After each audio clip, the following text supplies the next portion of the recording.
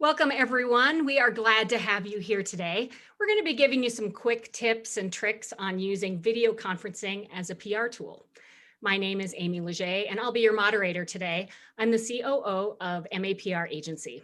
We're a full-service communications firm from Northern Colorado. We have offices in Fort Collins, Boulder, Denver, and we're really proud to be the PR and marketing track sponsor for Fort Collins Startup Week.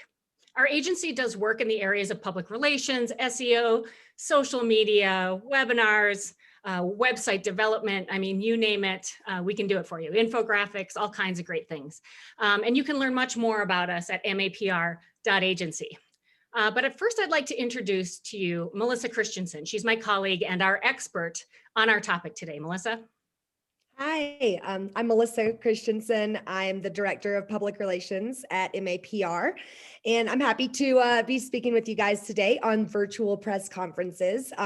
My background is in tech PR. I've got quite a bit of experience in working with the media, so I'm excited to share some tips with you guys today. Excellent. Thanks, Melissa. So as we've been talking about, video conferencing is a PR tool. That is our topic today. So these days, in-person press conferences rarely happen. Like we would watch TV and they used to be in the news all the time, and that just doesn't happen anymore. But now we're all getting used to video meetings. And so why not leverage that experience for your next press conference? So today we're going to talk about 3 steps that you can take. And so first we're going to talk about virtual press conferences, what they are, and then why you should do it, and the 3 steps that you can take right now to make that happen. So Melissa, let's set the stage for this discussion just a little bit. You've had a lot of successful experiences with virtual press conferences with a client recently. So tell us what a virtual press conference is. Yeah, a virtual press conference is exactly what it sounds like. Instead of a regular press conference where you gather, your company's spokespeople and the press all in a room, it's similar, but we're doing it over Zoom. So the reason you kind of want to do this is because right now it's really difficult to be with people in person. So it's really important that you're still able to get the news out. And a virtual press conference is a really great way to do that. Okay, so, but if we have tools like news releases, we work hard on our website to make sure that that is, working with our messaging, blogs, and even social media. We have those platforms to get our voices heard. Why would we bother doing a virtual press conference? It's a great question. A virtual press conference is really complementary to all those things. So, generally when you're putting out a piece of news, whether it's a press release or, something on social media, like you mentioned, generally you're hoping that the press will notice and that they'll cover it in their editorial coverage. So a virtual press conference allows us we're in a world where we're inundated with Zoom calls. It allows us to take those one-on-one briefings, which might last 30 minutes to an hour a piece, and you could do 5 to 20 of those per piece of news. It allows us to do that only once, right? So you're saving time for your CEO or whoever your spokesperson is.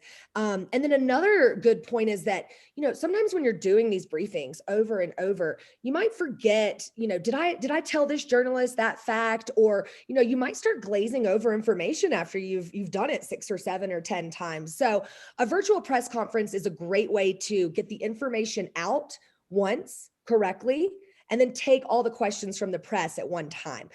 So it saves time, and it definitely reduces the potential of being misquoted. Yeah, so it basically gets you on the record. Everybody has heard the same message. It saves time. It sounds like a really interesting and different opportunity to kind of get your message out there. It is definitely. So let me ask, I just kind of want to pivot us a little bit and talk a little bit more about tactics and how we make this happen. So Melissa, when we were preparing for this, we were talking a little bit about the first thing you need to do, and that is you should have a virtual platform, a virtual conference platform that you are ready for or that you have access to, but also it's imperative that you know how to use it, right? Oh yeah. Oh yeah. I mean, I'm sure we've all had the experience of, talking on mute or, looking down, someone's forehead on these Zoom calls. So yeah, it's imperative that if the media is going to take their precious time to talk with you, then you need to make sure that you are on it and that you're buttoned up and prepared. So yeah, the first thing you want to do is definitely make sure that you have a platform that you're comfortable with and definitely practice, get on the platform, even if it's just you. Look at yourself in the camera, make sure that you're aligned with the camera view and that your lighting is good, that your background works. So yeah, that's going to be a crucial first step. And I can kind of walk through sort of the action items that you would take to do a virtual press conference yourself. Besides making sure that you're comfortable with the platform, I'd say the number one most important thing is, what are you going to be talking about, and is it newsworthy? A lot of times we live in our own companies and we live and breathe it. And so when we do something, we think this is great and everyone should think it's great. But the truth is that's not always the case, right? So, if you're just doing a new hire or something like that, I don't think that you really need to brief the press on that. However, if you're launching a new product or anything that is actually newsworthy, that warrants press attention, then a virtual press conference is definitely a great tool to use. So once you've determined that your news is in fact newsworthy, the next thing that you want to do is start some pretty in-depth research for journalists and outlets that are covering similar topics to what you'll be talking about. So, for instance, if you're talking about a merger or acquisition, you want to make sure that you've got that type of press on your media list. If you're talking about a product launch, you want to make sure that you're focused in on the press that actually covers product launches and even specifically in your industry. So building out a media list and making sure that you have the right people, the right list of folks to invite is going to be really important. Once you have that list together, I suggest just writing out a brief pitch in email, and the keyword there is brief. Journalists get hundreds of emails per day from all types of folks, hoping that they'll get their message covered. So it's important to strike efficiently and make sure that you're giving all the information that they need and the information that's going to make them want to know more. Right. So I suggest drafting a brief pitch, telling them what it is that you're going to be discussing, and why they should join and why they should cover that. I also suggest, if you're going to be putting out a press release or something similar in conjunction with your virtual press conference, I would recommend asking the journalists to agree to an embargo, basically asking them, hey, would you hold your stories until we also push our news out, right? So that's going to be an important thing as well. So yeah, you invite the journalists, send them over the link where they can join, whether it's a Zoom or another platform. And then before your conference, it is vital. I'm going to hit this point one more time because it is so important. Practice, practice, practice. Make sure anyone who's going to be speaking is at that practice. Make sure that anyone who's going to be running slides for you, or if you're going to be doing it yourself, definitely run through that as well, because hiccups happen with technology. It's inevitable. So definitely put yourself in the best position that you can by being prepared. So do a test run for sure. And then finally, you're good to go. So I usually say press conferences generally last no longer than an hour at most.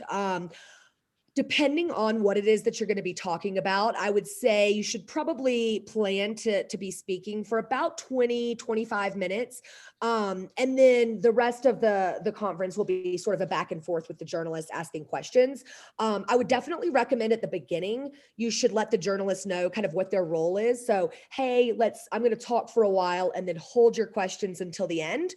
Or what I prefer doing is saying, hey, if I say anything that doesn't make sense, or if you guys have any questions that come up while I'm speaking, please interrupt. Let's ask these questions and get it out. I feel like that gives it more of a conversational tone, which, when you're talking to journalists, keeping their attention is everything. So I would definitely recommend doing it that way, but make sure that they all get a chance to ask their questions and make sure that you're prepared to answer those. So, I like to say, let's have a few maybe 3 key points that you want to make, that you want the press to walk away with. Have those written down beside you, or, on your screen somewhere in the background, so that if you do get a little tongue-tied or confused, or maybe a little caught up on one of the questions, that you can always sort of have those main points that you can go back to and reference, and kind of help you save the day there, and come back to your main messaging. I would also just, part of the preparation is trying to sort of imagine, what questions might I be receiving from the press, and making sure that you have at least, thought about some answers in your head, so that you're not completely caught off guard there. And then after the conference, so I always record the virtual press conferences, and then afterwards send over a link to all the press who attended, and also all the press who said, oh, I'm busy during that time, but I would love the information. You'll get that a lot as well. So make sure you send a follow-up email to all those folks with a link, so that they can go back and reference the virtual press conference. If they have any questions, make sure to thank them for attending, ask if they have any additional questions or needs. And then, if you're feeling brave, maybe even ask when they might expect something to publish, right? So, and then from there, just keep your eyes out and your fingers crossed, and you should start seeing the stories rolling in. Yeah. So one other thing I just wanted to kind of add to that, I was thinking about this while you were talking. So like in our session that we're doing right now, we have someone behind the scenes who's helping us with advancing the slides and all that kind of stuff. Melissa, you're finding that it is absolutely helpful that you should have 1 or 2 people behind the scenes, making sure your technology is running okay when the event is actually live, right? Absolutely. I think it's crucial, because, the press, they're busy. They're really busy. Not only are they getting hundreds of emails, but they're doing interviews, they have deadlines, they're, out filming thing. There's a million things going on. So when you actually get some of their time, you need to make sure that you make the most of it, and that you're buttoned up. So yeah, I absolutely recommend having someone that you can lean on, and again, practice with, to make sure that, your slides are showing at the right time, and just making sure that they can give you feedback during that practice session. Yeah, and some people might even decide to send some questions in the chat. And Mhm. so it's very difficult to kind of do your presentation and be watching the chat and responding to those all at the same time. It's always helpful to have, a right-hand person next to you, helping kind of aggregate those questions so you can answer those at the end. Yeah, absolutely. And yeah, and that's another point, when they do ask questions, you can say at the beginning, hey, please run all your questions through the chat. And then that way your moderator can start addressing those as they come in. Or, you can have them physically ask the questions. But I think that's up to you. I think both ways work fine. But regardless, it's definitely important to have someone there that can be your right hand man during this thing. Perfect. Well, thanks, Melissa. Thanks everybody for your interest in all of the great content that's happening with Fort Collins Startup Week. We do have some resources for you on a resources page at mapr.agency. One of those resources specific to this particular session has to do with, we have a video that shows how you can make yourself look as good as possible on a Zoom call, during a presentation, anything like that. So if you go to mapr.agency/startup FoCo, you can actually see that video, and it might help you with your next presentation. And then if you have any additional questions for us, just reach out to us at mapr.agency. Thanks, everybody.